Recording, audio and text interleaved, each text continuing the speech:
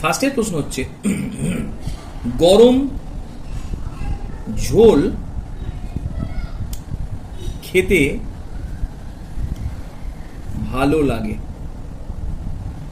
কেন? গরম ঝোল খেতে ভালো লাগে কেন? এক নম্বর প্রশ্ন। দু নম্বর প্রশ্ন হচ্ছে কাপড় জামা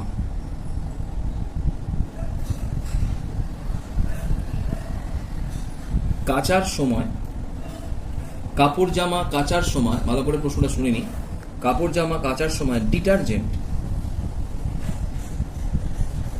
যোগ করা হয় কেন? 3,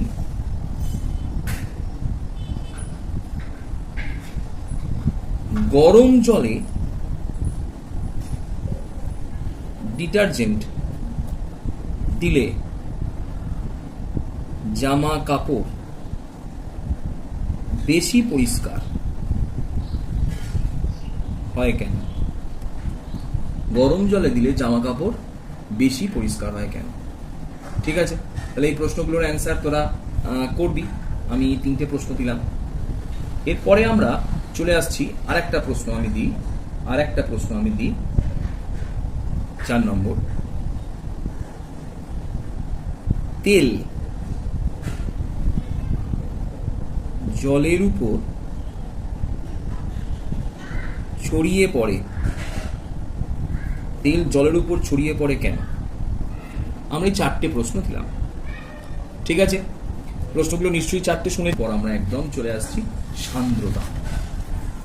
আমরা চলে এলাম সান্দ্রতা, বা এটাকে বলা হয় ভিসকোসিটি। সান্দ্রতার অপর কথা নাম হচ্ছে, আজকে আমরা নতুন এতে চলে এলাম সান্দ্রতা, এর অপর নাম হলো ভিসকোসিটি।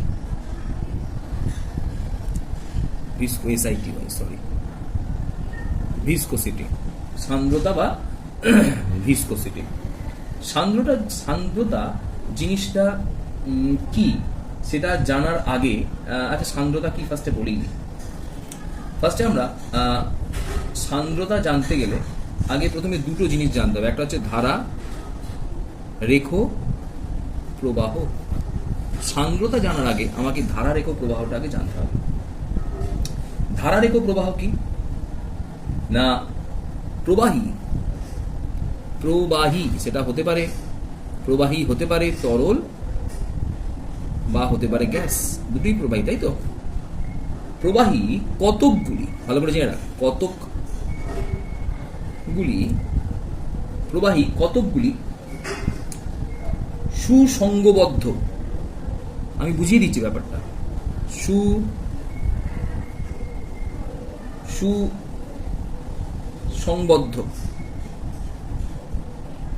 সুসংবদ্ধ স্তরে প্রবাহিত হয়। প্রবাহী কতগুলি সুসংবদ্ধ স্তরে প্রবাহিত হয় এবং বিভিন্ন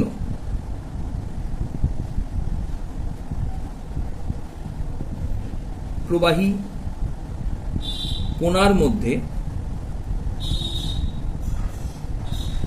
কোনো সংঘর্ষ না হয়, মধ্যে কোনো সংঘর্ষ না হয়, তাকে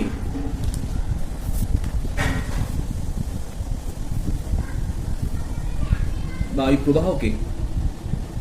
ওই প্রবাহকে স্তরিত প্রবাহ, স্তরযুক্ত বলে নাম হলো স্তরিত প্রবাহ, নতুন টার্মস বলে রাখলাম, বা ধারা, রেখো প্রবাহ বলে। স্তরিত প্রবাহ বা এটাকে কি বলা হলো? এটাকে বলা হলো ধারা, রেখো প্রবাহ। স্তরিত প্রবাহ বা ধারা, রেখো প্রবাহ। বুঝতে পারলাম না তো? আমি একটা ছবি এঁকে দেখাচ্ছি। একটা তরল প্রবাহিত হচ্ছে, ভালো করে বুঝে নিন। একটা তরল প্রবাহিত হওয়ার সময় তার মধ্যে বিভিন্ন স্তর সৃষ্টি হয়েছে। এটা 1 নম্বর স্তর, এটা 2 নম্বর স্তর, এটা 3 নম্বর স্তর এবং এটা 4 নম্বর স্তর। বলছে 1 নম্বর স্তরের মধ্যে থাকা কোনো কোণা 2 নম্বর স্তরের মধ্যে থাকা কোনো কোণার সঙ্গে সংঘর্ষে কিন্তু লিপ্ত হবে না। যদি এইভাবে একটা কোণার সাথে আরেকটা কোণা সংঘর্ষে লিপ্ত না হয়, তখন সেই প্রবাহকে বলবো ধারারেখ প্রবাহ। এটা সম্ভব তখনই যখন প্রত্যেকটি স্তর পরস্পরের সাথে কিরূপে অবস্থান করবে? সমান্তরালভাবে। কেন না, সমান্তরালভাবে কোনো স্তর একজন আরেকজনের সঙ্গে কিন্তু সংঘর্ষে লিপ্ত হবে না। ঠিক আছে, এবং এর সাথে আরো কিছু বৈশিষ্ট্য আমি অ্যাড করছি। এটা তো সংজ্ঞা, তাহলে এর সাথে কিছু বৈশিষ্ট্য আমি first step by step add করছি। ঠিক আছে, এই ধারারেখ প্রবাহতে প্রত্যেকটি বিন্দু, প্রত্যেক বিন্দু, এই কথাগুলো কিন্তু খুব ইম্পর্টেন্ট, প্রত্যেক বিন্দু প্রবাহের বেগ, প্রত্যেক বিন্দুর প্রবাহের বেগ, বেগের মান ও অভিমুখ সর্বদা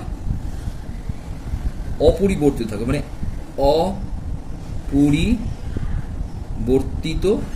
থাকে। তাহলে প্রত্যেকটি প্রবাহের এই যেমন এই বিন্দুর বেগের অভিমুখ এবং মান সর্বদা কিন্তু অপরিবর্তিত থাকবে। ঠিক আছে, এবার দ্বিতীয় পয়েন্টস, কোনো রেখার কোনো বিন্দুতে যদি স্পর্শক টানা হয়, কোনো রেখার কোনো বিন্দুতে, এটা হচ্ছে স্পর্শক টানলাম। ঠিক আছে, রেখাটা কিন্তু এইভাবে বাঁকাও হতে পারতো, ভালো করে বুঝে দেখ। আমরা কিন্তু এইভাবেও ধারারেখ প্রবাহ দেখাতে পারি, ভালো করে দেখ। এটাও কিন্তু ধারারেখ প্রবাহ। কেন না, একটা স্তর সঙ্গে কি অবস্থায় আছে? সমান্তরালভাবে। তো কোনো একটি বিন্দুর গতি বোঝাতে গেলে সেই বিন্দু বরাবর যদি একটি স্পর্শক টানা হয়, এটাকে বলা হয় স্পর্শক। স্পর্শক, যদি স্পর্শক টানা হয়, ওই স্পর্শকই হবে ওই বিন্দুর গতি। তাহলে এই কথাটা আবার লিখি আমি। তাহলে কোনো বিন্দু স্পর্শক, কোনো বিন্দুর ওপর টানা স্পর্শক ই হলো ওই বিন্দুর গতির অভিমুখ। তাহলে এই স্পর্শক বরাবর কি নিয়ন্ত্রিত হলো না? গতির অভিমুখ। তাহলে গতির অভিমুখ কোন দিকে হবে না, ওই কোনো বিন্দুতে স্পর্শক টানলে সেই স্পর্শকটি। এবার বলি,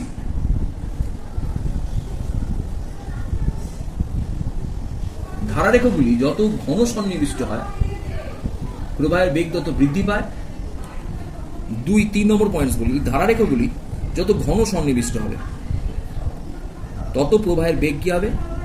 বৃদ্ধি পাবে। বেগ মানে ভি, বৃদ্ধি পাবে। আর ধারারেখাগুলি যত ঘনত্ব কম হবে, এর ক্ষেত্রে প্রবাহের বেগটি তত কি হবে?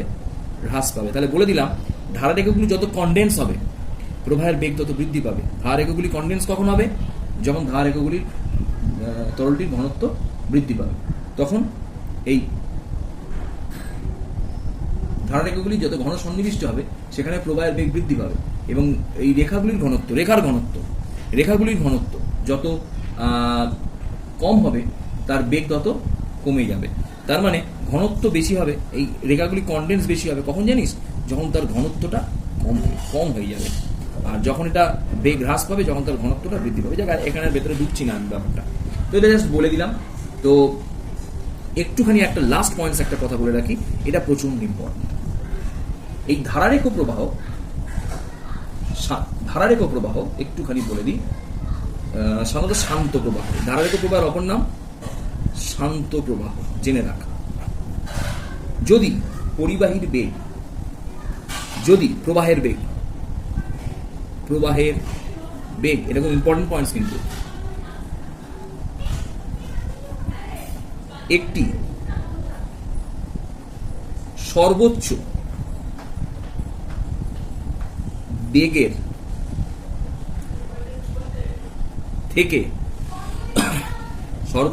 থেকে বেশি হয়, তা আর শান্ত বা ধারারেখ প্রবাহ থাকে না। তা শান্ত বা ধারারেখ প্রবাহ থাকে না। তখন সেই প্রবাহকে অশান্ত প্রবাহ বলে। এমবি দিয়ে লিখছি, উক্ত সর্বোচ্চ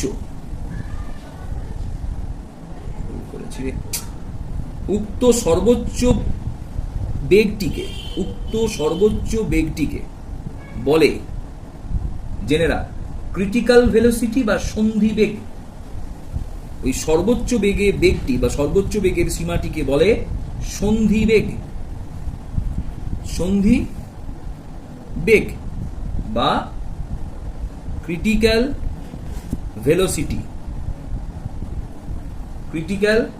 ভেলোসিটি। তার মানে বোঝা গেল, এটা ক্লিয়ার যে যদি বেগ সন্ধি বেগের মধ্যে থাকে তখন তাকে ধারারেখ প্রবাহ বলা যাবে। কিন্তু যদি বেগটি একটু বেড়ে যায়, তার মানে বেগ যদি বেড়ে যায় অর্থাৎ সন্ধি বেগের যদি ওপরে চলে যায়, তখনই সেই বেগটাকে আমরা বলবো অশান্ত প্রবাহ। সেই প্রবাহটাকে আমরা বলবো অশান্ত প্রবাহ। ক্লিয়ার? তার মানে একটা সোজা কথা, যদি প্রবাহীর বেগটি একটা নির্দিষ্ট বেগে হয় বা আস্তে আস্তে হয়, তখন সেটি কিন্তু ধারারেখ প্রবাহ। কিন্তু প্রবাহের বেগটি যদি নিয়ন্ত্রণ হারিয়ে ফেলে দ্রুত গতিতে হয়, তখন সেটাই হয়ে যাবে অশান্ত প্রবাহ। এটা তো বলছে তোদের লাইনেতে এরকম লাইন করে করে চলতে বলা হয়। এরকম কতগুলো লাইন করে দেওয়া হলো, তুই লাইনে বললাম তোরা একবার চল, তোরা আস্তে আস্তে যাবি, কারোর বেগ কিন্তু বেশি হবে না, কেউ কারোর সঙ্গে ধাক্কা দিবি না। কিন্তু তোরা যদি এবার ছুটতে থাকিস, প্রচন্ড জোরে ছুটতে থাকিস, তোরা তোদের নিয়ন্ত্রণ হারিয়ে একটা ছেলে আর একটা ছেলের সঙ্গে কি হয়ে যাবে, ধাক্কা হয়ে যাওয়ার সম্ভাবনা থাকবে। তখনই সেটা কি ধরনের গতিতে পরিণত হবে, অশান্ত প্রবাহে পরিণত হবে। তাই যদি অশান্ত প্রবাহ হয়, অনিয়ন্ত্রিত প্রবাহ হয়, মানে প্রচন্ড গতিবেগে প্রবাহ হয়, তখনই সেই প্রবাহটা আর ধারারেখ থাকবে না, তখন সেটা অশান্ত প্রবাহ হয়ে যাবে। ব্যাপারটা কিন্তু বুঝিয়ে দিলাম। তার মানে অশান্ত প্রবাহ মানে হচ্ছে বিক্ষুব্ধ প্রবাহ, ঠিক আছে, বা ক্ষুব্ধ প্রবাহ। তো একটা কথা আমি বলে দিই, এখানে নতুন টার্মস তোরা আজকে জানছিস, Reynolds number. Reynolds, REYNOLDS, Reynolds number. এটি একটি নির্দিষ্ট রাশি যা এককবিহীন রাশি, অর্থাৎ এটি একটি সংখ্যা মাত্র। বিজ্ঞানী রেনল্ডস এর নাম অনুসারে এই সংখ্যাটি নামকরণ করা হয়েছে। তিনি দেখিয়েছিলেন যদি কোনো প্রবাহীর বেগ, যদি কোনো প্রবাহীর বেগ, ক্লিয়ার করে নিচ্ছে, এনবি দিলাম, নতুন জিনিস, যদি কোনো প্রবাহীর বেগের Reynolds number, RC for Reynolds number, RC দিয়ে লেখা হয়, 2300 কম হয়, তখন সেটা ধারারেখ প্রবাহ হবে, তখন তা ধারারেখ প্রবাহ হবে। কিন্তু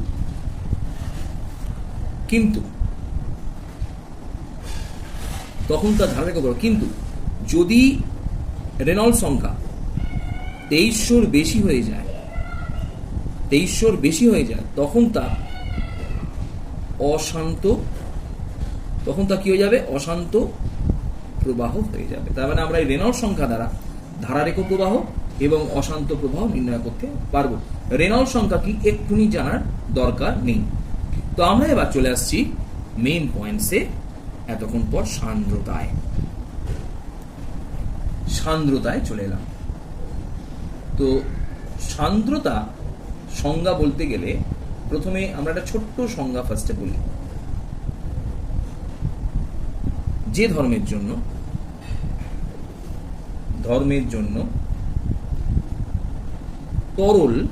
তরল দিয়ে বললাম, হ্যাঁ, প্রবাহী বললাম না, তরল, তার বিভিন্ন স্তরের আপেক্ষিক গতির বিরুদ্ধে বাধা সৃষ্টি করে তাকে তরলের সান্দ্রতা বলে। আমরা ব্যাপারটা কিন্তু ক্লিয়ার করে বুঝতে পারলাম না, এটা আমরা ক্লিয়ার হলো না ব্যাপারটা, শুধু সংজ্ঞাটা করলাম। যে ধর্মের জন্য তরল তার বিভিন্ন স্তরে আপেক্ষিক গতির বিরুদ্ধে বাধা সৃষ্টি করে তখন তাকে তরলের সান্দ্রতা বলে। এটা আমরা ক্লিয়ার করতে পারলাম না।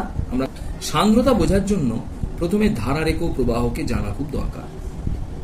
তো কি বলা হলো না, তরলগুলি কতকগুলি কাল্পনিক স্তরে বিভক্ত, 1, 2, 3, 4, কতকগুলি তরল কাল্পনিক স্তরে বিভক্ত, অর্থাৎ কতগুলি তরল কতগুলি ধারারেখে বিভক্ত। এই প্রত্যেকটি ধারারেখ বা প্রত্যেকটি স্তর অপর একটি স্তরকে তার গতির বিরুদ্ধে স্পর্শকীয় ভাবে বিপরীত অভিমুখে একটি বল প্রয়োগ করে, যে বলকেই সান্দ্র বল বলা হয়। ব্যাপারটা কিন্তু বুঝতে পারলাম না, আমি বোঝাই। 2 নম্বর স্তরে কণাগুলোর গতি সামনের দিকে, ভালো করে ক্লিয়ার করে নি। এই 1 নম্বর স্তরটি 2 নম্বর স্তরে গতির বিরুদ্ধে, এবার বুঝে দেখ, স্পর্শকীয় তল বরাবর, স্পর্শকীয় তল মানে দুটো তলের স্পর্শকীয় তল বরাবর বিপরীত দিকে একটি বল প্রয়োগ করে, যে বলটি উক্ত দ্বিতীয় স্তরের গতিকে হ্রাস করতে সাহায্য করে। তাহলে এই 1 নম্বর স্তরের কণাগুলো কি করলো না, 2 নম্বর স্তরের তরলগুলির গতিকে হ্রাস করতে সাহায্য করছে, এবং তারা স্পর্শকীয়ভাবে, তরল দুটি স্তরের স্পর্শকীয়ভাবে যে বল প্রয়োগ করছে সেই বলটাকে আমরা বলবো সান্দ্রতা বা সান্দ্র বল। তাহলে সান্দ্রতা বা সান্দ্র বল তরলের গতিকে কি করে, বাধা দেয়। এই ঘটনাটি খানিকটা আমরা পড়ে আসা ঘর্ষণ বলের মতো। ঘর্ষণ বল যেমন গতির বিরুদ্ধে বস্তুকে বিপরীত দিকে টেনে ধরে, ঠিক সান্দ্র বল বা সান্দ্রতাও তরলের গতির বিরুদ্ধে তরলকে পিছনের দিকে টেনে ধরতে চেষ্টা করে। যেহেতু এখানে এই বলটি বা এই ঘর্ষণ বলটি, ভালো করে ক্লিয়ার করে নি, এই ঘর্ষণ বলটি ক্লিয়ার করে দিচ্ছি, তরলের অভ্যন্তরে বিভিন্ন স্তরের মধ্যে ক্রিয়াশীল হয়। কোথায় ক্রিয়াশীল হলো, তরল লিখে দিচ্ছি আমি, অভ্যন্তরস্থ বিভিন্ন স্তরে, তরল অভ্যন্তরস্থ বিভিন্ন স্তরে ক্রিয়াশীল হয়। তাই এই ঘর্ষণ বলকে আমরা নতুন ভাবে নাম দিয়েছি, বা এই সান্দ্র বলকে আমরা নতুন ভাবে নাম দিয়েছি আভ্যন্তরীণ বা অভ্যন্তরীণ।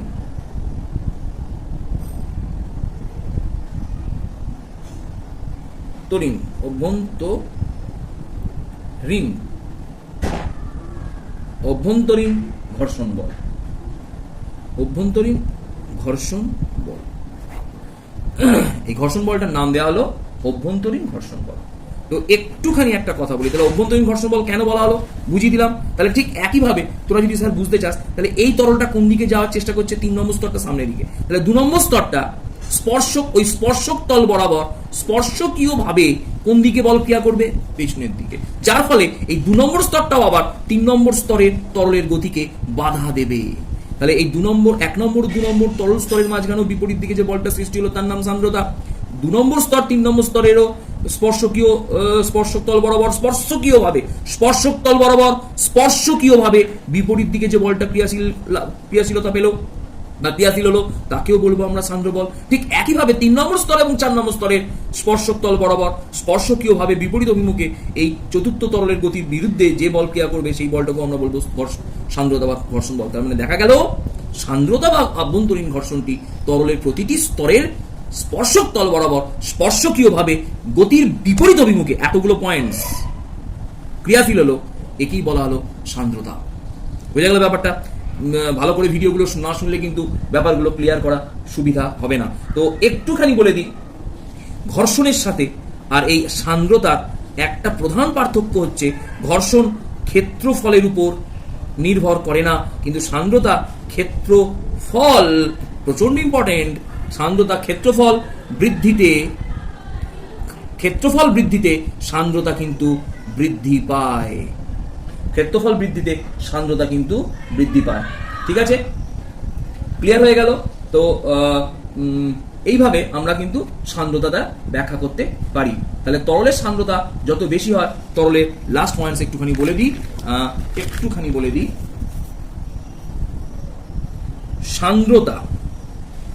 সান্দ্রতা বৃদ্ধিতে তরলের সচলতা হ্রাস পায়।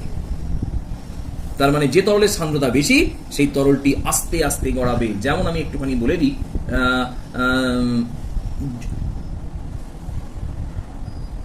মেঝের উপরে তেল ঢেলে দিলাম এবং জল ঢেলে দিলাম, জলটা বেশি দূর অব্দি গড়িয়ে যাবে, তেলটা কিন্তু কম দূর পর্যন্ত গড়াবে। ভালো করে দেখে নাও, তার কারণ জলের সান্দ্রতা কম কিন্তু তেলের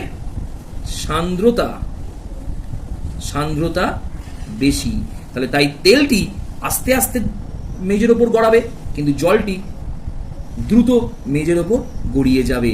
তাহলে সান্দ্রতা বেশি বলে তার প্রবাহ কি হবে, সচলতা কি হবে, কমে যাবে। তার মানে তেলের সান্দ্রতা বেশি তাই তেল কম গড়ায়, জলের সান্দ্রতা কম তাই জল বেশি গড়াবে। তবে এখানে একটা প্রশ্ন এনবি দিয়ে বলতে পারি, কিন্তু ব্যতিক্রমটা দেখ, জল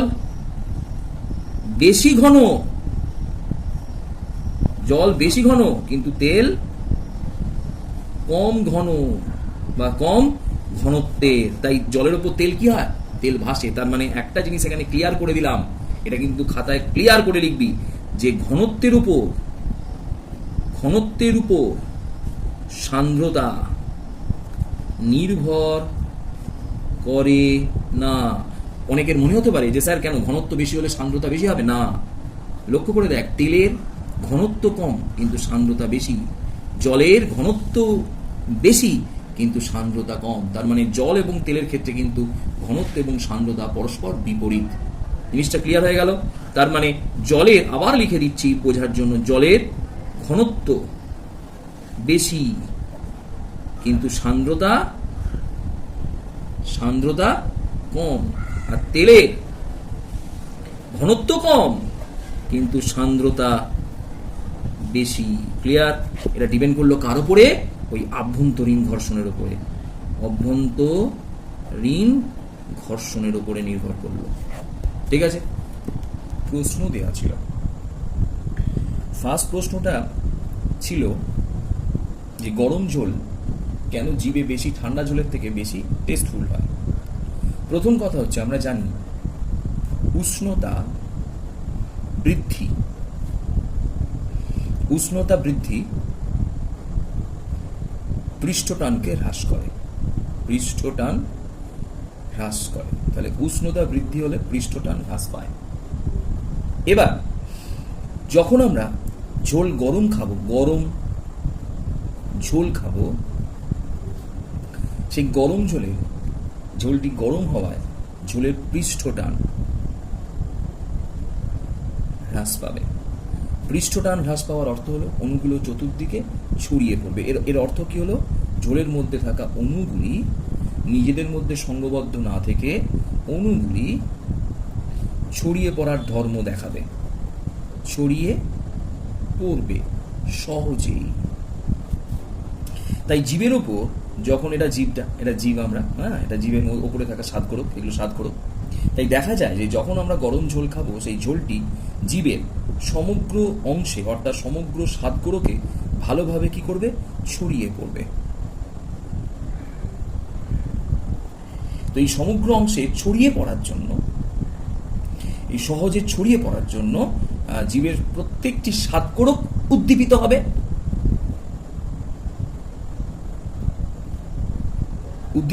প্রত্যেকটি স্বাদকোরক উদ্দীপিত হবে এবং এই উদ্দীপিত হওয়ার জন্য আমরা ঝোলের টেস্ট খুব ভালোভাবে পাবো। কিন্তু ঠান্ডা ঝোলের পৃষ্ঠটান অতটা হ্রাস পায় না, তাই সহজে জীবের ওপর চতুর্দিকে ছড়িয়ে পড়বে না। তার জন্য আমরা এর টেস্ট অত ভালো পাবো না। বুঝে গেল কি বললাম? তো এটা অ্যান্সার হলো পৃষ্ঠটান। তাহলে উষ্ণতা বৃদ্ধি পেলে একটাই অ্যান্সার, পৃষ্ঠটান হ্রাস পায়। ফলে ঝোলের অণুগুলো সহজেই জীবের উপরিতলে থাকা স্বাদকোরকে চতুর জায়গায় ছড়িয়ে পড়ে, প্রত্যেকটি স্বাদকোরক উদ্দীপিত হয়, ফলে আমরা ভালো পাই। 2 নম্বর প্রশ্ন ছিল ডিটারজেন্ট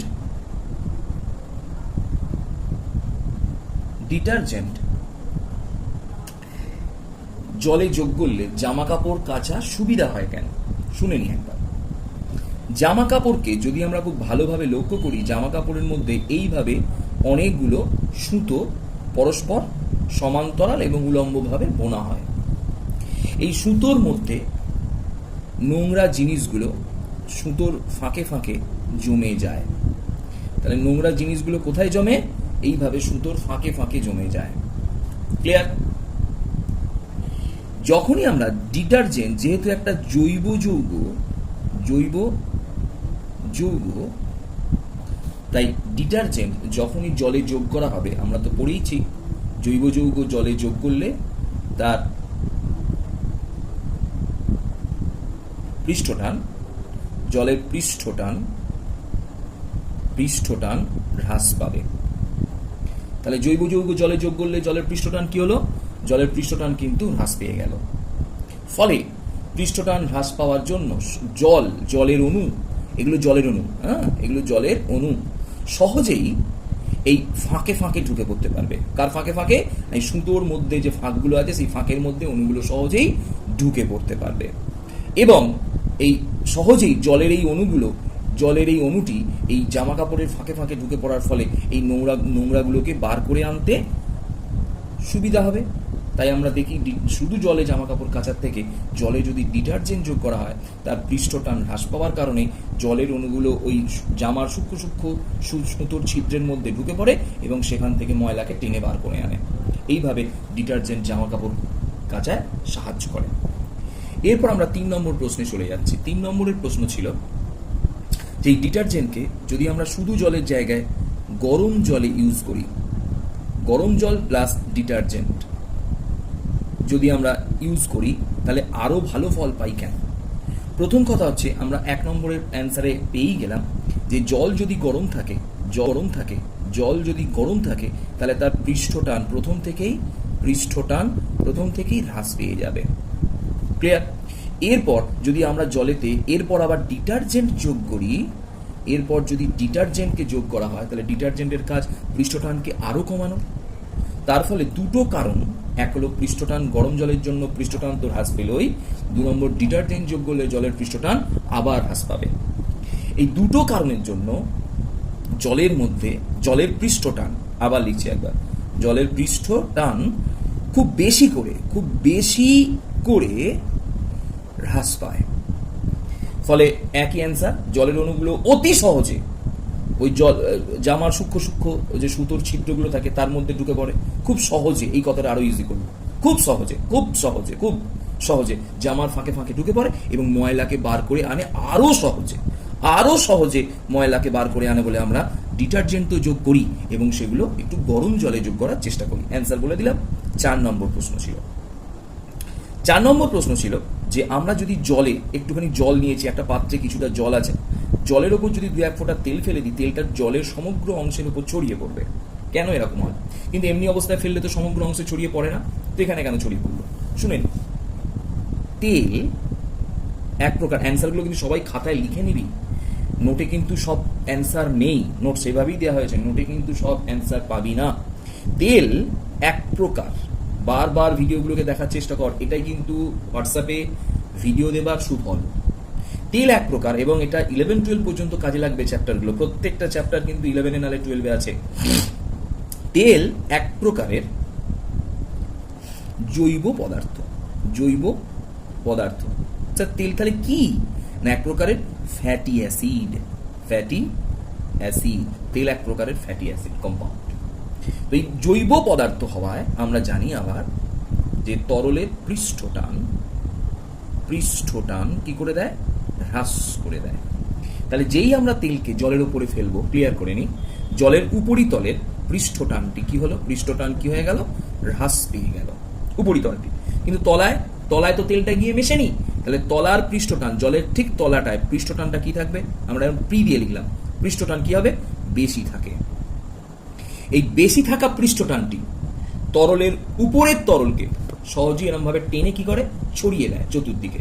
কি কথাটা বললাম, এটা খুব ভাইটাল কথা। কিন্তু কি বললাম, তরলের পৃষ্ঠটান হ্রাস পেল উপরের অংশ, কিন্তু তরলের নিচের অংশে পৃষ্ঠটান তখন বেশি থাকে। এই বেশি থাকা পৃষ্ঠটান যুক্ত তরলের উপরের স্তরকে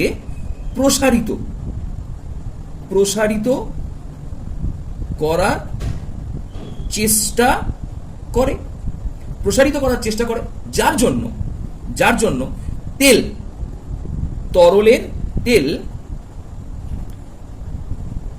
তরলের উপরে ছড়িয়ে পড়ে।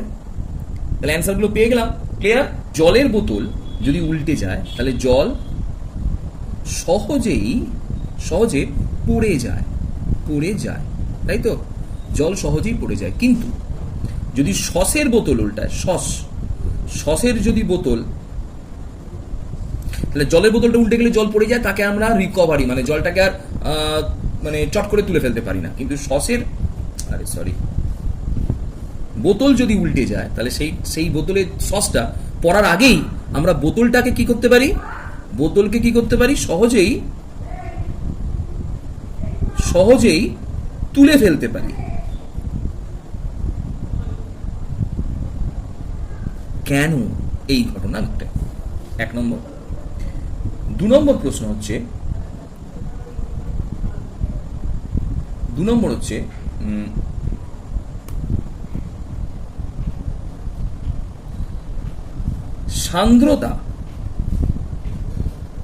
সান্দ্রতার সাথে তরলের বেগের কি সম্পর্ক আছে? এবং 3 নম্বর প্রশ্ন আমি আলোচনা করে দিয়েছিলাম, তা সত্ত্বেও আবার বলছি, সান্দ্রতাকে, খুব ইম্পর্টেন্ট, ওই জন্য আবার বললাম, অভ্যন্তরীণ ঘর্ষণ বলে কেন? প্রকৃত ঘর্ষণ এর সাথে এটা কিন্তু বলা আছে, এর পার্থক্য কোথায়? হ্যাঁ, এই প্রশ্নের অ্যান্সার আমার বলা আছে। ঠিক আছে, অ্যান্সারগুলো তো প্রশ্নগুলো আমি বলে দিলাম। এবার আমরা ভিডিও শুরু করছি। তো প্রথমেই আমরা একটা কথা বলে রাখি, খুব ইম্পর্টেন্ট, সেটা হচ্ছে যে একটি ধারারেখ প্রবাহ যখন প্রবাহিত হয় তখন দুটি ধারারেখা জেনে রাখ, এটা এনবি, অবশ্যই এনবি, দুটি ধারারেখা পরস্পরকে ছেদ করে না। প্রচন্ড ইম্পর্টেন্ট। যদি ছেদ করত তাহলে সেটা কিন্তু ধারারেখ প্রবাহ হতো না। কেন না, একটুখানি বলি। এই একটা ধারারেখ প্রবাহ আর এই একটা ধারারেখ প্রবাহ, দুটো ধারারেখ প্রবাহ পরস্পরকে ছেদ করেছে। তাহলে এই ধারারেখ প্রবাহের এই বিন্দুতে স্পর্শক বরাবর গতি এই দিকে, আর এই ধারারেখ প্রবাহের এই লাইনটা স্পর্শক বরাবর এই বিন্দুতে গতি এই দিকে। তাহলে একটা জিনিস ক্লিয়ার হলো, এই এ বিন্দুর দুটি বেগের অভিমুখ পেলাম। কিন্তু আমরা বলেছিলাম ধারারেখ প্রবাহের প্রত্যেকটি বিন্দুর বেগের অভিমুখ এবং বেগের মান নির্দিষ্ট। তাহলে যেহেতু এখানে বেগের অভিমুখ বিভিন্ন হলো, দুটি বেগের অভিমুখ পেলাম, তার মানে এখানে বেগের অভিমুখ কটা হয়ে গেল, দুটো ভিন্ন হয়ে গেল, তাই একে আমরা ধারারেখ প্রবাহ বলবো না। ক্লিয়ার কি বললাম কথাটা? তাই দেখা যায় একটা কথা, খুব ভালো প্রশ্ন, অ্যান্সার আসলেও আসতে পারে, ধারারেখ প্রবাহের প্রতিটি ধারারেখা, এগুলোকে ধারারেখা বলা হয়, রেখ, পরস্পর কখনোই মিলবে না। তাহলে তারা কিভাবে অবস্থান করবে? সমান্তরাল ভাবে। যদি আমি এইভাবেও না আঁকি, যদি এইভাবেও আঁকি, তাহলে ছবিটাকে আমি আঁকছি, দেখ এরা পরস্পরের কি রে, বাঁকতেও পারে কিন্তু পরস্পর সমান্তরাল। বোঝা গেল? একটা ধারারেখ প্রবাহ আর একটা ধারারেখ প্রবাহের মধ্যবর্তী দূরত্ব সর্বদা সমান থাকবে, সমান বজায় রাখবে। তো আজকে আমরা যেটা পড়ছি সেটা হচ্ছে সান্দ্রতা কোন কোন বিষয়ের উপর নির্ভর করে। বিষয়, সান্দ্রতার বিষয়, তাই তো, ভিসকোসিটি, তাই তো, সান্দ্রতা ভিসকোসিটির কোন কোন ক্যারেক্টারিস্টিক্স আর কি, বা ডিপেন্ডস অন যে ফিচার্স গুলো, তার উপর আমরা সান্দ্রতা কার কার কোন কোন বিষয়ের উপর নির্ভর করে সেগুলো আমরা একটু আজকে আলোচনা করব।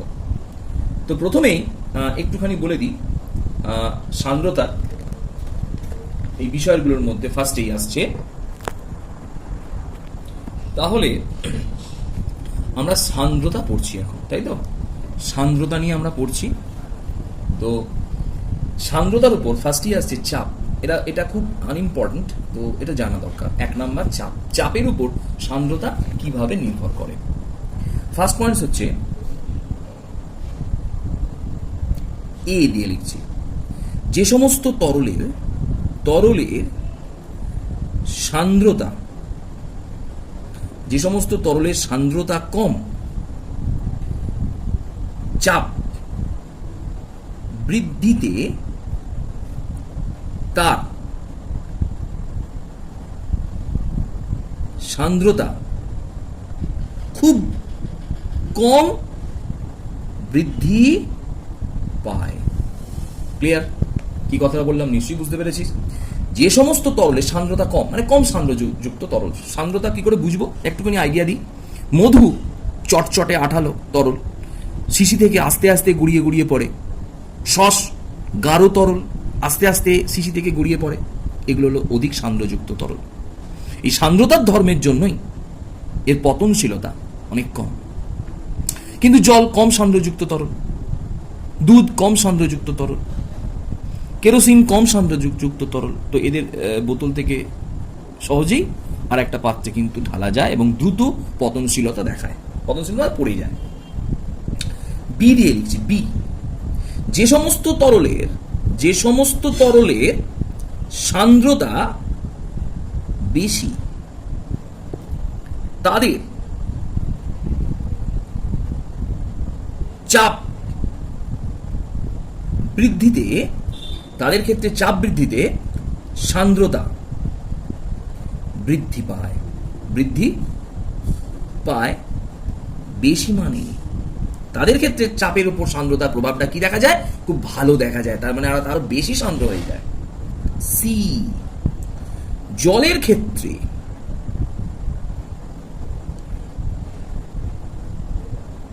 এর উল্টো ঘটনা ঘটে। উল্টো ঘটনা ঘটে মানে কি না, জলের ক্ষেত্রে যদি জলের উপর চাপ বৃদ্ধি করা হয়, জলের সান্দ্রতা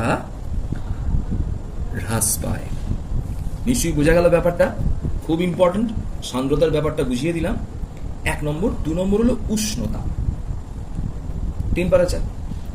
উষ্ণতার ক্ষেত্রে কি হয়, সাধারণত তাপমাত্রা বৃদ্ধি করলে, তার মানে উষ্ণতার বৃদ্ধিতে তরলের সান্দ্রতা হ্রাস পায়। তরলের ক্ষেত্রে সান্দ্রতা কি হয়? হ্রাস পায়। তাহলে উষ্ণতার বৃদ্ধিতে কি দেখলাম? তরলের কিন্তু সান্দ্রতা হ্রাস পায়। তবে এই তরলের সান্দ্রতার সাথে এটা মোটামুটি একটু জটিল প্রকৃতির, হ্যাঁ, আর জানার দরকার নেই, তো একটুখানি বলে দিই। কিন্তু গ্যাসের ক্ষেত্রে এটা এ দিলাম আর বি লিখছি। যদি গ্যাস হয়, আমাদের সিলেবাসে নেই, আমি তবু বলে দিচ্ছি, বইতেও পেয়ে যাবি, বইতেও লেখা আছে এটা। যদি গ্যাস হয়, গ্যাসের ক্ষেত্রে যদি উষ্ণতা আমরা বৃদ্ধি করি, তাহলে কিন্তু সান্দ্রতা, জেনে রাখ, এটা জানার জন্য সান্দ্রতা কিন্তু বৃদ্ধি পায়। তাহলে তরলের ক্ষেত্রে কিন্তু সান্দ্রতা হ্রাস পেলেও গ্যাসের ক্ষেত্রে কিন্তু সান্দ্রতা বৃদ্ধি পায়। ক্লিয়ার? সান্দ্রতা মানে হলো সান্দ্রতা, ব্যাপারটা একটু আইডিয়া প্রয়োজন আছে। ব্যাপারটা কি, সান্দ্রতা জিনিসটা কি? অর্থাৎ তরল যখন একটা তলের উপর দিয়ে প্রবাহিত হচ্ছে, তখন তরলের প্রত্যেকটা স্তর অপর স্তরকে প্রবাহিত হতে বাধা দিচ্ছে। এই যে বাধা দেওয়ার ঘটনা, এটাই তো আমরা আগে বলেছিলাম সান্দ্রতা। এটা বুঝবো কি করে? বলছে একটা মেঝের ওপর জল গড়িয়ে যাচ্ছে, জল। এই জলের প্রান্তভাগকে যদি আমরা খুব ভালো করে লক্ষ্য করি, তাহলে দেখব প্রান্তভাগের নিচের স্তরটি মাঝের স্তর অপেক্ষা অনেকটা ভেতরের দিকে ঢুকে থাকে। যেন মনে হয় এই তরলের নিচের স্তরগুলি ওই মাটির সাথে আটকে থাকার চেষ্টা করছে, এবং সেই চেষ্টাটা যত উপরের দিকে যাচ্ছে আস্তে আস্তে কমতে থাকছে, এবং একেবারে মাঝের স্তরটি, মাঝের ভাগটি, এই বেগ, মাঝের স্তরের বেগ সব থেকে বেশি হতে থাকে। বা একবার উপরের স্তরে, এটা আমি উপরের স্তর ধরছি, উপরের স্তরের বেগ সব থেকে, এটা উপরের স্তর ধরলাম, উপরের স্তরের বেগ সব থেকে বেশি হতে থাকে। তার কারণ যত নিচে থাকে সেই স্তরের আটকানোর প্রবণতা তত বেশি তরলকে। যদি আমরা একটা পাইপের মধ্যে দিয়ে জলকে নির্গমন হতে দেখি, তাহলে লক্ষ্য কর এই পাইপের মাঝের বেগটা সব থেকে বেশি। তার কারণ পাইপের দুটো স্তরেতেই তরল পাইপকে স্পর্শ করে আছে, তাহলে একটা নিচে একটা উপরে। তাই যত আস্তে আস্তে উপরের দিকে যাবে এই সান্দ্রতার পরিমাণটা আস্তে আস্তে কমতে থাকবে, বা বলটা আস্তে আস্তে কমতে থাকবে, এবং যত আস্তে আস্তে উপর থেকে নিচের দিকে নামবে এই মাঝে এসে দেখা যাবে তার বেগটা বেশি। তার মানে এইটা এতটা না বুঝে আমি জাস্ট বলতে চাইছি যে এইভাবে এই জলটা যখন ফোর্সে বেরোয় তখন দেখবি মাঝখানটা অনেকটা যেন মনে হয় বেগ বেশি পেয়ে যায়। তো এই ঘটনাটা কিন্তু সান্দ্রতার জন্য ঘটে। তো এবার একটা প্রশ্ন হলো, আইডিয়া দিচ্ছে আবার একটা আইডিয়া, যে তাহলে জল যখন পাইপের মধ্যে দিয়ে প্রবাহিত হতে চায় তখন জল তো আটকে যেতে চায়, তাহলে সহজে জল প্রবাহিত হতে চায় না। তাই আমরা যখন পৌরসভার লাইনের মধ্যে দিয়ে জলকে পাঠানোর চেষ্টা করি, তখন আমরা প্রত্যেকটা এলাকায় মাঝে মাঝে একটা করে যন্ত্র ব্যবহার করি। সেই যন্ত্রটা দিয়ে কি করা হয়? সেই যন্ত্রটা দিয়ে বল প্রয়োগ করা হয়, বল প্রয়োগ করা হয়। এই যে বলটা প্রয়োগ করা হয় সেটা কার বিরুদ্ধে করা হয়? সান্দ্রতার বিরুদ্ধে। তার মানে সান্দ্রতার জন্য তরল কিন্তু পাইপের মধ্যে আস্তে আস্তে এক সময় আটকে যেতে চায়। সেটা আমরা জলে যখন আমরা মেঝের উপর জল ফেলি, জলটা প্রথমে গড়াচ্ছে, এক সময় গিয়ে আর জলটা গেল না, জলটা আটকে গেল। এটা কিসের জন্য? সান্দ্রতার জন্য। তার মানে তরল যত প্রবাহিত হতে থাকে সান্দ্রতা আস্তে আস্তে বাড়তে থাকে, এবং এক সময় দেখা যায় সান্দ্রবল খুব বেড়ে যাওয়ার জন্য তখন তরলটা আর ওই মেঝেকে ওই সান্দ্রবল কাটিয়ে সামনের দিকে যেতে পারে না। তাই আমরা মাঝে মাঝে একটা করে যন্ত্র ব্যবহার করি, যে যন্ত্রের চাপ বা বল প্রয়োগ করে আমরা সেই সান্দ্রতাকে ওভারকাম করি। অর্থাৎ সান্দ্রতা যদি ব্যাকওয়ার্ড হয়, সান্দ্রতা আমি শিখিয়ে দিয়েছি তাই তো, সান্দ্রতা ব্যাকওয়ার্ড, অর্থাৎ আমরা যদি এরকম প্রত্যেকটা ধারারেখা দেখি, প্রত্যেকটা স্তরের মধ্যে স্পর্শকীয় ভাবে সান্দ্রবল বিপরীত দিকে ক্রিয়া করে, তাহলে আমাদের কি করতে হবে? সম্মুখ দিকে একটি বল প্রয়োগ করতে হবে। ক্লিয়ার? তো এই ধরনের যে বলগুলোকে আমরা প্রয়োগ করি সেটা নিউটনীয় সূত্র, তৃতীয় সূত্র, অর্থাৎ প্রত্যেক ক্রিয়ার সমান ও বিপরীত। মানে বাঁদিকে যতটাই সান্দ্র বল দেওয়া হয় তার ডান দিকে ততটাই আমরা বল প্রয়োগ করলে এই সান্দ্র বলকে কাটিয়ে তরল সামনের দিকে আগাতে থাকে। তাই আমরা মেশিনের সাহায্যে মাঝে মাঝে বলা হয় না যে আমাদের একটা প্রবাহটাকে বাড়ানো হচ্ছে, তার মানে আমরা যদি একটা মেশিনের সাহায্যে অনেক দূর পর্যন্ত জল পাঠানোর চেষ্টা করি তাহলে কিন্তু জলটা শেষ পর্যন্ত আর গিয়ে পৌঁছাবে না। তাই মাঝে মাঝে পৌরসভার এলাকার কোথাও একটা করে মেশিন ফিট করা থাকে, যে মেশিনের সাহায্যে আমরা ওই বলটাকে প্রয়োগ করি যাতে করে সান্দ্র বলটাকে কাটিয়ে আমরা জলপ্রবাহটাকে নিয়ন্ত্রণ করতে পারি। তো এবার প্রশ্ন হচ্ছে, যারা সান্দ্র যে সমস্ত তরল আছে, একটুখানি বলে দিই, যে সান্দ্র যে সমস্ত তরল আছে, তো সেই সমস্ত তরলগুলো যদি ধারারেখ প্রবাহ হয়, অর্থাৎ যারা ধারারেখ প্রবাহ সংক্রান্ত নিউটনের সূত্র মেনে চলে, ধারারেখ প্রবাহ সংক্রান্ত যারা নিউটনের সূত্র মেনে চলে, আমি সূত্রটা বলছি, তাদের বলা হলো নিউটনীয় তরল, নিউটনিয়ান লিকুইড, নিউটনিয়ান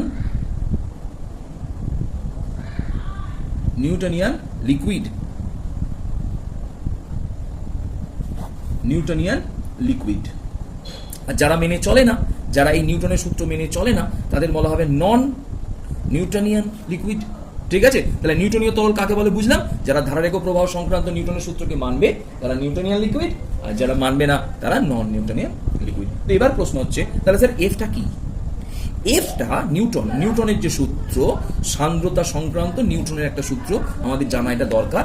যদি কেউ মনে করিস স্যার এটা করবো না, নাও করতে পারিস, এটা এক্সট্রা। তো নিউটন একটা সূত্র দেয় যে সান্দ্রতাকে ওভারকাম করার জন্য যদি আমরা একটা বিপরীত দিকে এফ বল প্রয়োগ করি, তো এই এফ বলটা কার কার উপর ডিপেন্ড করে একটুখানি বলে দিই। একটা হচ্ছে তরলের স্পর্শতলের ক্ষেত্রফল, এ সমান কি তরলের স্পর্শতলের ক্ষেত্রফল, আমি কিন্তু গোটাটা লিখলাম না। আর আর কার সঙ্গে নিয়ন্ত্রণ করে, ডিভি বাই ডিএক্স। তো এবার একটা প্রশ্ন এলো, স্যার ডিভি বাই ডিএক্সটা কি? না, ডিভি বাই ডিএক্স হলো, পাশে লিখছি, ডিভি বাই ডিএক্স হলো বেগের নতিমাত্রা। বেগের নতিমাত্রা তার মানে কি দেখা গেল না, বেগের নতিমাত্রা কাকে বলে আমি একটুখানি বোঝানোর চেষ্টা করছি। এগুলো ধারারেখ, ঠিক আছে? তো ধরে নিই যে এই দুটো স্তরের মধ্যে দূরত্ব খুব ক্ষুদ্র ডিএক্স, এবং এই স্তরটা, এই ধারারেখটার বেগ যদি ভি হয়, যত উপরের দিকে যাব, কি বলেছি একটু আগে, বেগ আস্তে আস্তে বাড়তে থাকে। তাহলে এর বেগ হবে ভি, তো ছিলই, তার সঙ্গে কিছু পরিমাণ বেগ বাড়লো যার নাম ডিভি। কি কথাটা বললাম বুঝে নে? এই ধারারেখটার সাথে এই ধারারেখটার মধ্যবর্তী একটা গ্যাপ আছে, যে দূরত্বটাকে বলা হলো ডিএক্স, এক্স ফর ডিস্টেন্স, আর ডি ফর খুব ক্ষুদ্র ডেরিভেটিভ আর কি, ছোট্ট মান। খুব স্তরগুলো কাছাকাছি, তো তাই খুব ক্ষুদ্র স্তর, দূরত্বটা খুব ক্ষুদ্র ধরলাম ডিএক্স। এবং যদি আমি এই স্তরটার বেগ যদি ভি ধরি, তাহলে তার ঠিক ওপরের স্তরটা যেটার সঙ্গে গায়ে গায়ে লেগে আছে, তার বেগ যদি ভি প্লাস ডিভি ধরি। কেন ধরলাম এটা? না, এর থেকে এস স্তরের বেগ কতটা বেশি? সামান্য বেশি। তখন আমরা এই দূরত্বের সাপেক্ষে বেগের যে পরিবর্তন, কি কথাটা বললাম, দূরত্বের সাপেক্ষে বেগের পরিবর্তনকেই বেগের নতিমাত্রা বলে। তখন আমরা কিভাবে এটাকে প্রকাশ করবো, বেগের নতিমাত্রাকে? Dv by dx. ডিভি মানে কি হলো, না মানে এই দুটো স্তরের মধ্যে বেগের পরিবর্তন কতটা, ডিভি। তার মানে যদি এর বেগ 5 হয়, এর বেগ 6, তার মানে এখানে ডিভি কতটা, 1। কি করে করলাম না, এখানেও 5 প্লাস 1, তাহলে এখানে 6 হয়েছে, তার মানে 1 হচ্ছে এদের পরিবর্তন, তার ডিভিটা কত, 1। এদের মধ্যে দূরত্ব কত, ডিএক্স। তাহলে এই বেগের নতিমাত্রার সাথে কি বললাম, সমানুপাতিক। অনেকে একটা প্রশ্ন করেছিলিস যে স্যার দুটি স্তরের মধ্যে, আচ্ছা আমি শেষ করি, তাহলে আমরা কি লিখতে পারি?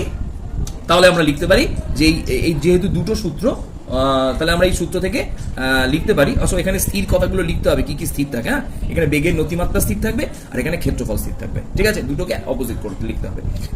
লিখতে হবে, তখন আমরা যৌগিক ভেদ থেকে পাই এ ডিভি বাই ডিএক্স। এগুলো আমরা জানি তো, দুটো সমীকরণের সমানুপাতিককে যৌগিক ভেদ করলে আমরা এই কথাটা লিখবো অবশ্যই, যৌগিক ভেদ করলে পাই।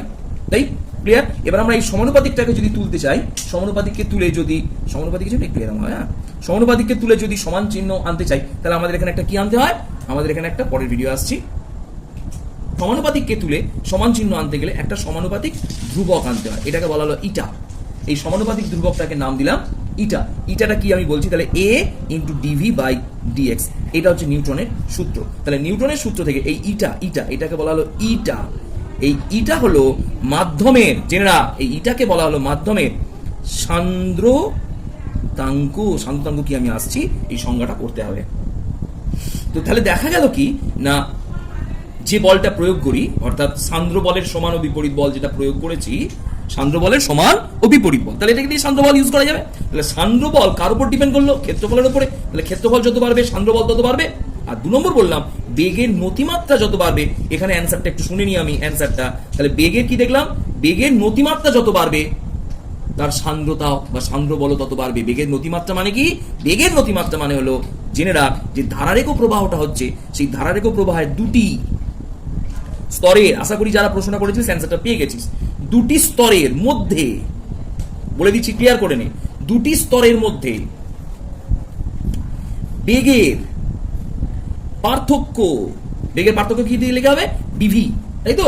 দুটি স্তরের মধ্যে বেগের পার্থক্য যত বেশি হয়, এফ ভ্যারিজাস কি পেয়েছি, F varies as dv by dx, তার নতিমাত্রার সাথে এফ সমানুপাতিক। তাহলে যত দুটি স্তরের বেগের পার্থক্য যত বেশি হয়, তার সান্দ্রতা তত বেশি। নিশ্চয়ই এই প্রশ্নের অ্যান্সারটা আমি আগের দিনে বলেছিলাম যে বুঝিয়ে দেবো, আশা করি ম্যাথ দিয়ে তোরা বুঝে গেছিস, এটা নিশ্চয়ই কোথাও বোঝানো হয়নি।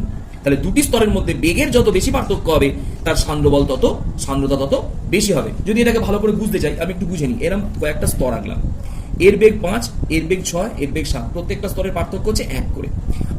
আবার একটা সান্দ্র তরল আনলাম, এর বেগ 5, এর বেগ 7, এর বেগ 9, এই দুটো স্তরের মধ্যে বেগের পার্থক্য কত? 2।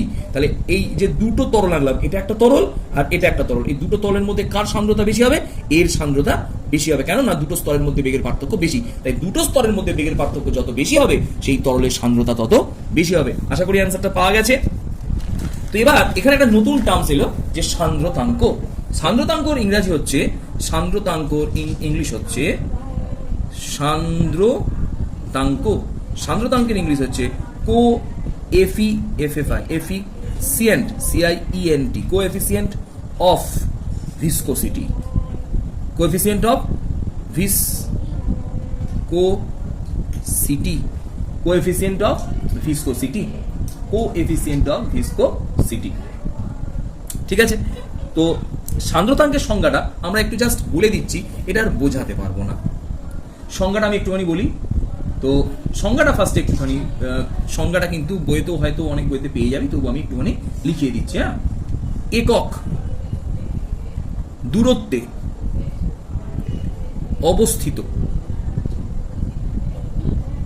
সংজ্ঞাটা কি করে তৈরি করছি আমি বলে দিচ্ছি, যদিও কি করে করে দিচ্ছি। আচ্ছা, সংজ্ঞাটা কি করে তৈরি করি আগে তৈরি করিয়ে দিই না নাকি, তারপর সংজ্ঞাটা বলবো। ঠিক আছে, তাই হোক। তাহলে আমরা কি পেলাম? F সমান eta into A into dv by dx. Clear? Or যেভাবে আমি সংজ্ঞা শেখাই, আমি তো সংজ্ঞা মুখস্থ করাই না চট করে, সংজ্ঞা শেখাই তো সংজ্ঞাটা শিখেই নি। তাহলে ইটা সমান কি পেলাম? F by A dv by dx. কিছু অসুবিধা নেই ম্যাথ। তো দেখা গেল যদি এ ইকুয়াল টু 1 হয়, অর্থাৎ ক্ষেত্রফল যদি 1 ধরা হয়, এবং ডিভি বাই ডিএক্স যদি 1 হয়, তার মানে dv by dx equal to 1, মানে এটাকে কি বলা হয় রে? এটাকে কি বলা হয় বল? ক্ষেত্রফল একক, একক ক্ষেত্রফল, তাই তো? এটাকে বলা হলো ক্ষেত্রফল, ইজি করে দিলাম, ক্ষেত্রফল একক হলে। এবং ডিভি বাই ডিএক্স কি শেখালাম? বেগের নতিমাত্রা। ক্লিয়ার? এটা তো বেগের নতিমাত্রা, গ্রেডিয়েন্ট বলা হয়, গ্রেডিয়েন্ট অফ ভেলোসিটি। বেগের নতিমাত্রা যদি একক হয়, ক্লিয়ার? বেগের নতিমাত্রা যদি একক হয়, কি হলো এখানে? একক হয়।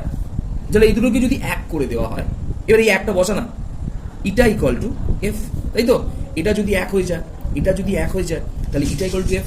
এটা একদম গিয়ে আমরা ফিজিক্সে 11-এ পড়বো, এটা 11-এ আছে, এখন থেকে শিখে গেলাম কিন্তু।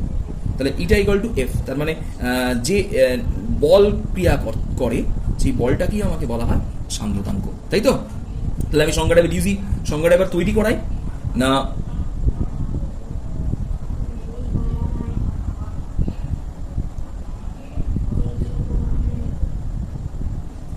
একক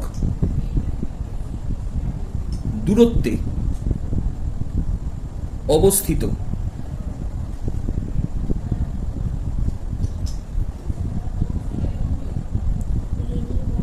একক ক্ষেত্রফল, একক ক্ষেত্রফল যুক্ত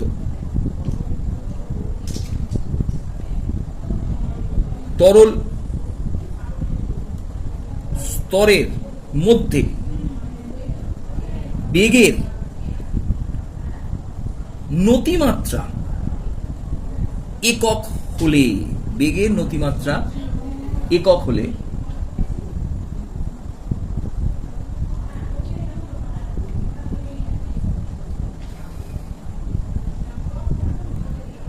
তাদের গতি বজায় রাখার জন্য, একটু আগে শিখেছি কিন্তু, তাদের গতি বজায় রাখার জন্য একটু আগে শিখেছি। গতি বজায় রাখা মানে সান্দ্রতার জন্য তারা আস্তে আস্তে কিন্তু থেমে যেতে চাইছে।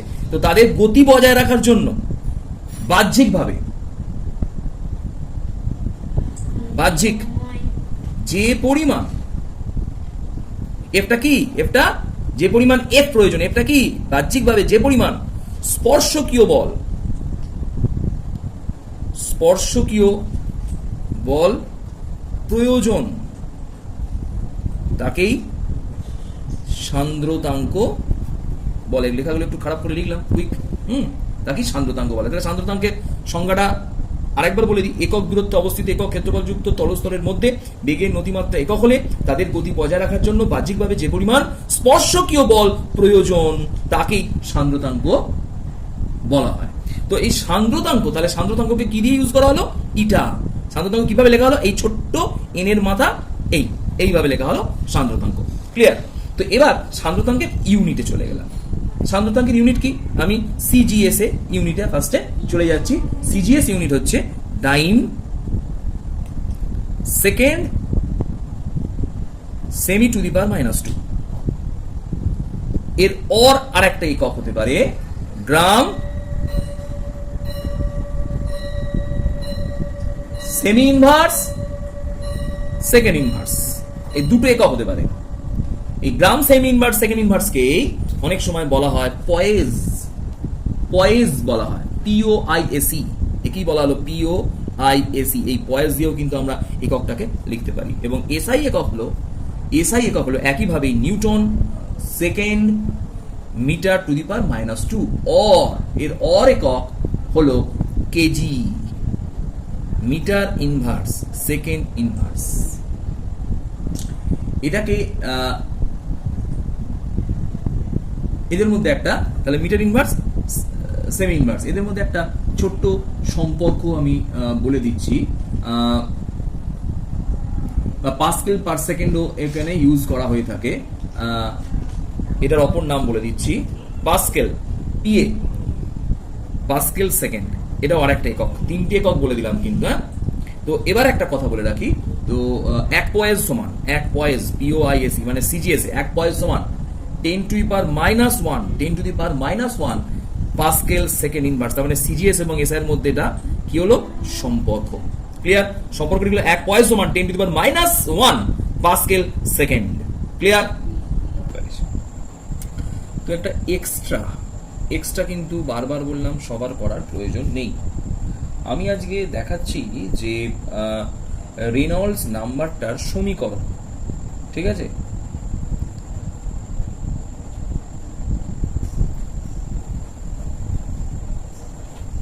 রেনল্ডস যে নাম্বার তার সমীকরণটা আমি দেখাচ্ছি first. Equation of Reynolds number. ঠিক আছে? তো ইকুয়েশন অফ রেনল্ডস নাম্বারে ফার্স্টে আমরা একটা সূত্র বলি। আমরা এই রেনল্ডস নাম্বার জানতে গেলে একটা বেগের সঙ্গে আমাদের পরিচিত হতে হয়, সেটার নাম হচ্ছে সীমা বেগ বা সন্ধি বেগ বা ক্রিটিক্যাল ভেলোসিটি। এই সন্ধি বেগকে আমরা সি ফর ক্রিটিক্যাল,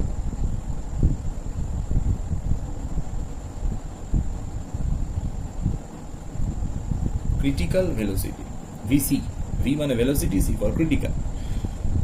তো সন্ধিবেগ মানে আমরা আগের দিনে জেনেছিলাম, আগের ভিডিওয়ে, যে বেগকে অতিক্রম করলে শান্ত প্রবাহ অশান্ত প্রবাহে পরিণত হয় তাকেই বলা হয় সন্ধিবেগ। শান্ত প্রবাহ অশান্ত প্রবাহে পরিণত হলে সেটাকে বলা হয় সন্ধিবেগ। তো একটুখানি একটা কথা বলি, এই সন্ধিবেগের মান 3টে বিষয়ের উপর নির্ভর করে। রোমান 1, এই সন্ধিবেগের মান প্রবাহ মাত্রার যে প্রবাহীর অর্থাৎ তরল বা গ্যাসীয় পদার্থটার ঘনত্বের সাথে ব্যস্তানুপাতিক। রো এখানে কি? রো এখানে হচ্ছে প্রবাহীর ঘনত্ব। 2, আবার সন্ধিবেগ সান্দ্রতাঙ্ককে আমরা ইটা দিয়ে লিখেছিলাম, বলেছিলাম এটাকে বলা হলো তাহলে কি? সান্দ্রতাঙ্ক। কোএফিসিয়েন্ট অফ ভিসকোসিটি, সান্দ্রতাঙ্ক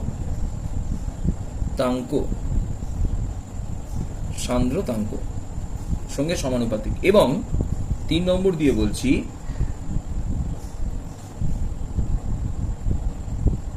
এবং প্রবাহ ঘাতের বৈশিষ্ট্যমূলক দৈর্ঘ্য, এটা নতুন টার্মস, জানার দরকার নেই, তার সাথে ব্যস্তানুপাতিক। তাহলে প্রবাহমূলক ঘাতের বৈশিষ্ট্যমূলক দৈর্ঘ্য তার সাথে ব্যস্তানুপাতিক। এই লেখানে বলা হচ্ছে প্রবাহমূলক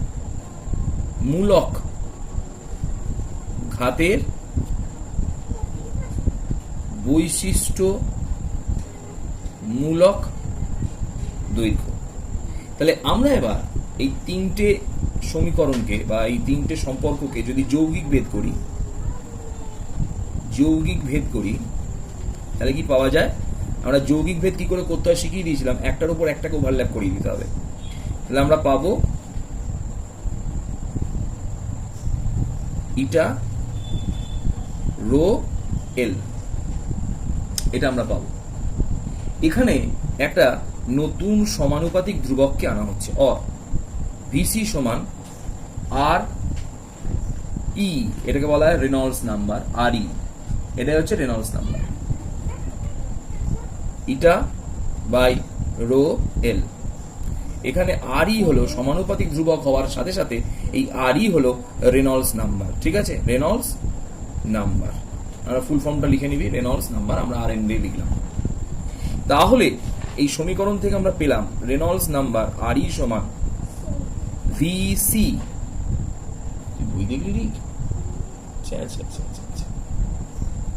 রো এল বাই এন, এই ইটা। তাহলে এইভাবে আমরা সন্ধিবেগ, প্রবাহীর ঘনত্ব এবং বৈশিষ্ট্যমূলক দৈর্ঘ্য এবং সান্দ্রতাঙ্কের রাশিগুলো জানা থাকলে আমরা সহজেই রেনল্ডস নাম্বার নির্ণয় করতে পারি। এবং এই রেনল্ডস নাম্বারের মান 2300, এটা খুব ক্রিটিক্যাল। এর কম হলে সেটাকে বলা হয় শান্ত প্রবাহ, এর থেকে বেশি হয়ে গেলে সেটাকে বলা হয় অশান্ত প্রবাহ। তো এখান থেকে তোদের একটা প্রশ্ন আমি দিয়ে রাখলাম, এই রেনল্ডস নাম্বারের মাত্রা নির্ণয় করতে হবে এবং এর একক তোদের বার করতে হবে, আমি বলে দেবো না। ঠিক আছে, আমি এর জন্য অ্যান্সারটার জন্য একটুখানি জায়গা ফাঁকা রাখলাম, আমি পরে আসছি। এবার আমরা চলে আসছি প্রচন্ড ইম্পর্টেন্ট স্টার দিচ্ছি, এটা কিন্তু আর এক্সট্রা নয়, এতক্ষণ যেটা পড়ালাম সেটা এক্সট্রা, এটা কিন্তু এক্সট্রা নয়। আমরা এখন প্রচন্ড স্টার পয়েন্টসে চলে এলাম, বাস এটা ব্যাপারটা খুবই ইম্পর্টেন্ট, এটাকে ভিভিআইও বলতে পারিস, কারণ এখান দিয়ে অনেক রকম সাধারণ প্রশ্ন আসতে পারে যেগুলো বাস্তবে ঘটে, আমরা ব্যাখ্যা করতে পারি না। তাকে বলা হচ্ছে প্রান্তীয় বেগ। প্রান্তীয় বেগ, একে বলা হলো প্রান্তীয় বেগ। প্রান্তীয় বেগ কি? এটাকে বলা হলো প্রান্তীয় বেগ, এর অপর নাম হচ্ছে টার্মিনাল ভেলোসিটি। প্রান্তীয় বেগ, টার্মিনাল ভেলোসিটি। ঠিক আছে, তো প্রান্তীয় বেগ কাকে বলে আমরা একটুখানি দেখে নিই। বা প্রান্তীয় বেগ এর অপর নাম হলো সীমান্ত বেগ। ঠিক আছে, এর অপর নাম সীমান্ত বেগও বলে, আর এর নাম হলো টার্মিনাল ভেলোসিটি। টার্মিনাল ভেলোসিটি, প্রান্তীয় বেগ, টার্মিনাল ভেলোসিটি বা সীমান্ত বেগও বলা হয়। কি ঘটনা একটুখানি বলে দিই, ভালো করে বুঝে নি ব্যাপারটা। অভিকর্ষের বিরুদ্ধে যখন কোনো এম ভরের বস্তু অভিকর্ষের বিরুদ্ধে নিচে দিকে নামতে থাকে, তখন বস্তুর ওজন W নিম্নমুখে ক্রিয়া করে এবং প্রবাহীর মধ্যে দিয়ে বায়ুতে নামুক বা কোনো বস্তু জলের মধ্যে দিয়েই নামুক, জলও হতে পারে বায়ুও হতে পারে, দুজনেই কিন্তু প্রবাহী। প্রবাহীর মধ্যে দিয়ে যখন নামে, ভালো করে দেখে নিই, তখন বস্তুর ওপর প্রবাহী একটি ঊর্ধ্বমুখী বল প্রয়োগ করে। এই ঊর্ধ্বমুখী বলকে বলা হয় প্লবতা বল, এফ, বা আমরা এটার নাম দিলাম FB। প্লবতা বল বই অনুসারে নাম দিলাম FB, তোদের বুঝতে সুবিধা হবে বলে। তাহলে FB এখানে কি বল, পাশে লিখে দিলাম প্লবতা বল। ঠিক আছে, তাহলে দেখা যায় বস্তুটি যখন তরল বা গ্যাসীয় পদার্থের মধ্যে দিয়ে নিচের দিকে অভিকর্ষের ফলে অবাধে পড়তে থাকে, মানে অভিকর্ষের ফলে অবাধে বলবো না, পড়তে থাকে, তখন নিম্নমুখী W এবং ঊর্ধ্বমুখী FB প্লবতা বল পরস্পর বিপরীত দিকে ক্রিয়া করে। ঠিক আছে, ফলে এই বস্তুটি যখন প্রবাহীর মধ্যে দিয়ে নিচের দিকে নামতে থাকে, তখন আমি প্রবাহীটাকে একটুখানি পেন্সিলে করে বা পেনে করে আঁকার চেষ্টা করে দেখাচ্ছি। প্রবাহীর কতগুলো কি থাকে, স্তর থাকে। এইভাবে প্রবাহী বিভিন্ন স্তরের মধ্যে দিয়ে নামতে থাকে। নামার সময় আসঞ্জন বলের জন্য, কি বল, আসঞ্জন বল, আসঞ্জন বলের জন্য। কেন আসঞ্জন বল বললাম না? আসঞ্জন বল বলার অর্থ হলো বস্তুর সাথে প্রবাহীর অণু যেহেতু ভিন্ন প্রকারের, তাই এদের পরস্পরের মধ্যে একটা আকর্ষণ বল থাকবে। ছেলে ছেলের মধ্যে এটা বুঝিয়েছিলাম যে আকর্ষণ বল, তার নাম সংশক্তি। মেয়ে মেয়ের মধ্যে আকর্ষণ বল সংশক্তি। কিন্তু ছেলে এবং মেয়ের মধ্যে যে আকর্ষণ বল, যারা ভিন্ন ধর্মী বা ভিন্ন পদার্থ, তাদের বলা হয় আসঞ্জন বল। এটা আমরা আগে ভিডিওয়ে ব্যাখ্যা করেছি। এই আসঞ্জন বলের প্রভাবে এই গতিশীল বস্তুর গতির জন্য এই বায়ু স্তর বা জলস্তরের স্তরগুলি কি লাভ করে? কিছুটা গতি লাভ করে, গতি লাভ করে। এই গতিকে বাধা দেয়। তাহলে এ কোন দিকে গতি লাভ করবে? ক্লিয়ার করে নি। বস্তুটাও নিচের দিকে, তার সঙ্গে জলস্তর বা বায়ুস্তর লেগে আছে। তাহলে এই স্তরটা, এই বস্তু যেহেতু নিচের দিকে গতি লাভ করে, তাহলে মনে করা হবে এই বায়ু স্তরটা বা জলস্তরটা নিচু দিকে একটি গতি লাভ করবে। ভালো করে বুঝে নেন। এই গতির বিরুদ্ধে একটি ঊর্ধ্বমুখী বিপরীত দিকে বল ক্রিয়া করবে, যে বলটাকে বলা হলো সান্দ্রতা। এই সান্দ্রতা বলটাকে এফ দ্বারা প্রকাশ করা হয় এবং যেটি বস্তুর উপর ঊর্ধ্বমুখে ক্রিয়া করে। কেন নিশ্চয়ই বুঝতে পারা গেল না? বস্তুটি আসঞ্জন বলের জন্য প্রবাহীর গতির সৃষ্টি করবে এবং প্রবাহীর যখন গতি সৃষ্টি হবে তখন একটি স্তর এবং অপর স্তরটির কাল্পনিক স্তরের মধ্যে যখন আপেক্ষিক গতি সৃষ্টি হয়, তখন ওই স্তরদ্বয়ের স্পর্শতল বরাবর ঊর্ধ্বমুখী একটি বল বা বিপরীতমুখী একটি বল ক্রিয়া করে। গতি এই দিকে, তাহলে ঊর্ধ্বমুখী বল এই দিকে একটি বল ক্রিয়া করে, যে বলটিকে বলা হয় সান্দ্রতা। এগুলো কিন্তু একটু টাফ, নিজেকে একটু বোঝার চেষ্টা করতে হবে, নালে কিন্তু বোঝাও যাবে না, আমি বোঝাতেও পারবো না। তো এই গতির বিরুদ্ধে যে বলটা ক্রিয়া করে, এটা তো এক প্রকার ঘর্ষণ বলের মতো, অবশ্যই মতো। পার্থক্য আমরা জানি। গতির বিরুদ্ধে একটি বল ক্রিয়া করে যেটি বস্তুর উপর কার্যকর হয় ঊর্ধ্বমুখী। সুতরাং দেখা গেল বস্তুর উপর প্লবতা বল ঊর্ধ্বমুখী ক্রিয়া করে এবং তার সঙ্গে সান্দ্রতাও ঊর্ধ্বমুখী ক্রিয়া করে, কিন্তু বস্তুর ওজন নিম্নমুখী ক্রিয়া করে।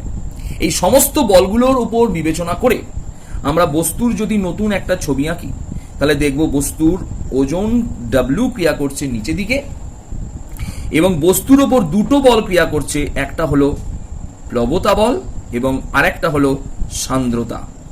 অর্থাৎ বস্তুর ওপর ঊর্ধ্বমুখী প্লবতা বল এবং সান্দ্রতা যুগবৎ ক্রিয়া করে এবং ওজন নিম্নমুখী ক্রিয়া করে।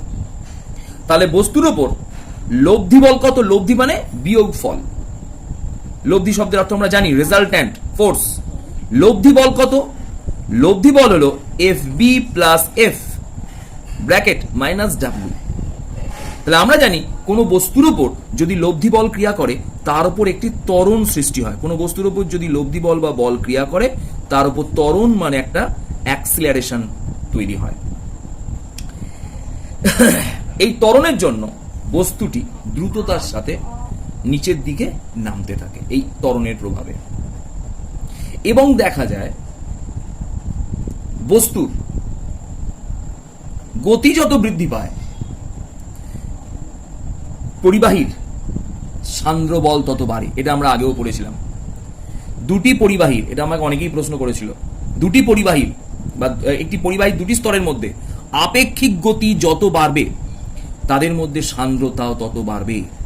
তার ফলে আমি আগেও বলেছিলাম, আবার বলে দিলাম, আপেক্ষিক গতি যত বাড়বে তার মধ্যে সান্দ্রতাও বাড়বে।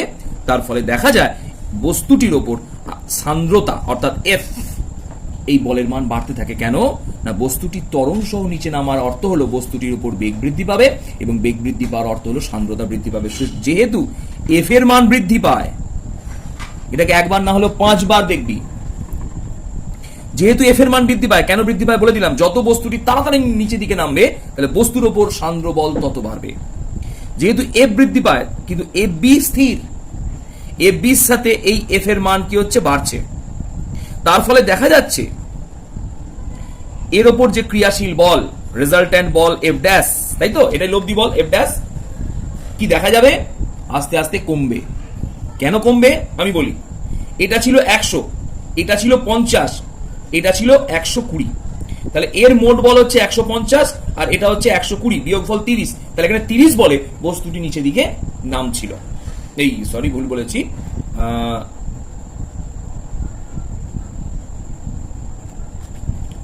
লব্ধি বলটা আমরাকে এইভাবে দেখাবো। সরি, আমি এটা একটু ভুল হয়েছে, আমার উল্টে দেবো। হ্যাঁ, ডাব্লুটা বেশি, তাহলে ডাব্লুটাকে আগে রাখতে হবে। ঠিক আছে, clear? F B plus F, নিশ্চয়ই বোঝা গেছে। ডাব্লুটা বেশি, কারণ বস্তু যেহেতু নিচে দিকে পড়ছে, তাহলে ডাব্লুটা বেশি, তবেই নিচে দিকে পড়বে। আর এই দুটো বল তার থেকে কম হওয়ায়, তাহলে আগে আমরা বিয়োগ করার সময় কি লিখি? আগে বড়টাকে লিখি, তারপর ছোটটাকে লিখি। ঠিক একইভাবে আমরা এটাকেও দেখাতে চাইছি। তাহলে কি দেখা গেল?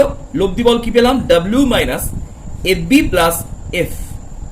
তাহলে যেটা বলছিলাম, ডাব্লিউ ছিল 150, এফ ছিল 100, আর এফ বি ছিল 100, আর এফ ছিল 30 সাপোজ। যখন বস্তুটি ত্বরণ নিয়ে নিচে দিকে পড়ছে, তখন বস্তুর উপর সান্দ্র বল বাড়ছে, কিন্তু এফ বি ফিক্সড, অর্থাৎ প্লবতা স্থির, এফ বাড়ছে। তাহলে এফ যত বাড়ছে, এই যোগফলটাও আস্তে আস্তে বাড়বে। কেন? এটা তো 100, এফটা বাড়লো 40, 45, এটা হতে হতে এক সময় এফটা কত হয়ে গেল? 50। এফটা যত বেগ বাড়বে তত এফ বাড়বে। এফ বাড়তে বাড়তে এক সময় দেখা গেল এমন একটা মানে পৌঁছে গেল, কে? সান্দ্রতা।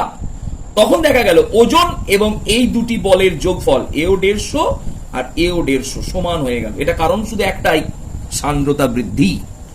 গতিবেগ বাড়লে সান্দ্রতা বাড়ে। কার গতিবেগ? স্তরের, পরিবাহীর স্তরের আপেক্ষিক গতিবেগ। একজনের সাপেক্ষে আর একজনের গতিবেগ বাড়লে তখন সান্দ্রতা বাড়ে।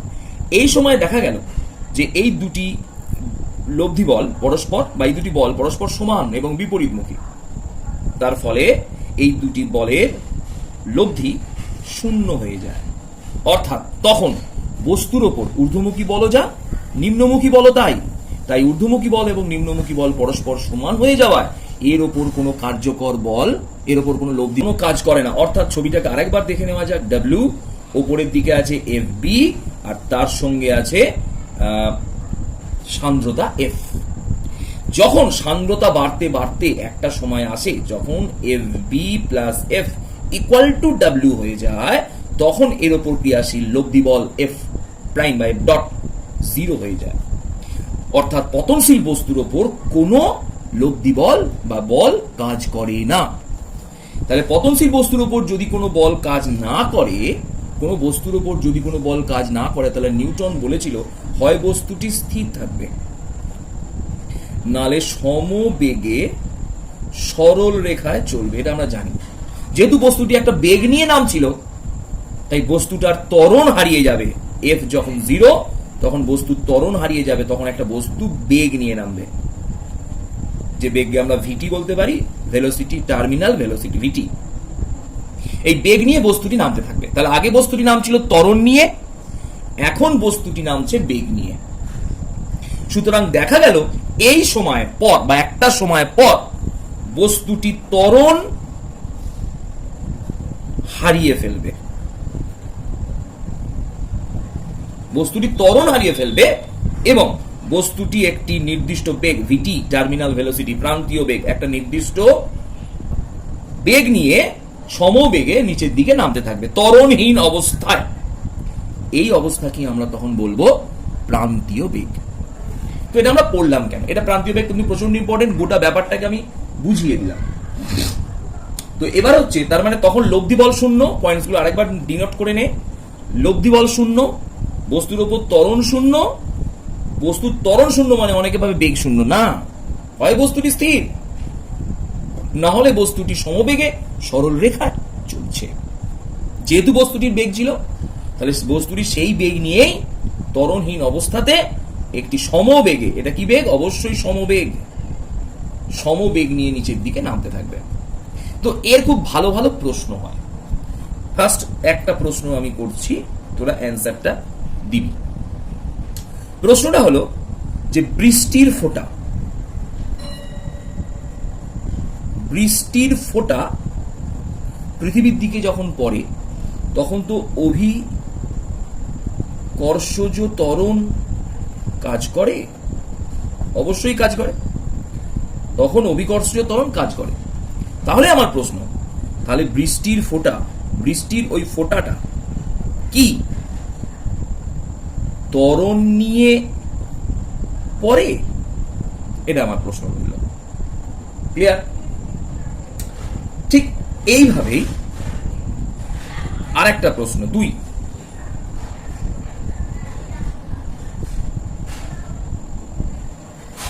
যখন কোনো উল্কা বায়ুস্তরের মধ্যে দিয়ে নামতে থাকে, একই প্রশ্ন, উল্কাটি বেগ বৃদ্ধি পেতে পেতে পেতে পেতে ত্বরণে আসছে, তাহলে বেগ বৃদ্ধি পেতে পেতে পেতে পেতে যদি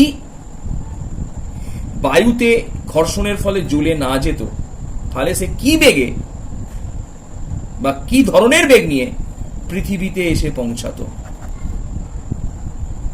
এটা একটা ভালো প্রশ্ন। ঠিক আছে, তাহলে বোঝা গেল। আর একটুখানি বলে দিই আর একটা প্রশ্ন, তো এটা যেটা পড়ালাম লাস্ট, যদি আমরা প্রান্তীয় বেগের টার্মিনাল ভেলোসিটির একটা গ্রাফ তৈরি করি, টার্মিনাল ভেলোসিটির যদি একটা গ্রাফ তৈরি করি, যেখানে আমরা টি এটা সময় এবং এটা বেগ ভেলোসিটি বেগ ইউজ করি, তাহলে ছবিটা কিরকম দেখাবে? ছবিটা দেখাবে এইরকম, অর্থাৎ একটা সময় পর বেগটা কি হয়ে যাবে? ভিটি, এটাকে বলা হয় প্রান্তীয় বেগ। প্রথমে বেগ বাড়তে থাকবে ত্বরণের জন্য, একটা সময় গিয়ে বেগটি কি হয়ে যাবে? এটা এক্স অ্যাক্সিস, অবশ্যই না লিখলে কেটে 0 পাবি, এক্স অ্যাক্সিসের সাথে সমান্তরাল হয়ে যাবে। একেই বলা হলো প্রান্তীয় বেগ।